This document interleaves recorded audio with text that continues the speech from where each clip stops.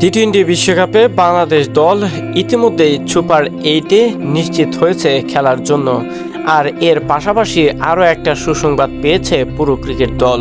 শুধু তাই নয়, পুরো ক্রিকেট সমর্থকরাও এবার প্রশংসায় বাড়াচ্ছে বাংলাদেশের দুই তারকা ক্রিকেটারকে, এক মুস্তাফিজুর রহমান, আরেক পেসার তাসকিন আহমেদ। বাংলার ক্রিকেটারদের জন্য অনেক বড় সুসংবাদই বলা যেতে পারে, কারণ 1 থেকে 20 জনের তালিকার মধ্যে দুটি স্থানে জায়গা পেয়েছে বাংলাদেশের দুই পেসার। তাসকিন রহমান রয়েছেন 19 নম্বরে, আর কাটার মাস্টার মুস্তাফিজুর রহমান রয়েছেন 13 নম্বরে।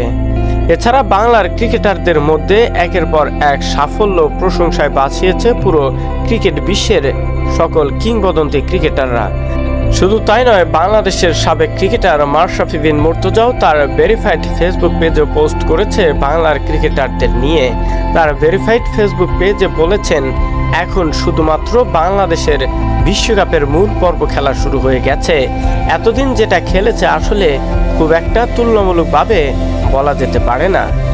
সাউথ আফ্রিকার বিপক্ষে ম্যাচটা হারাতে বাংলার ক্রিকেট সমর্থকরা যতটুকু ব্যথায় ব্যথিত হয়েছে সেটা একটু হলেও মুছতে চাচ্ছে টি-20 বিশ্বকাপের সুপার 8-এ জায়গা করে নিয়ে।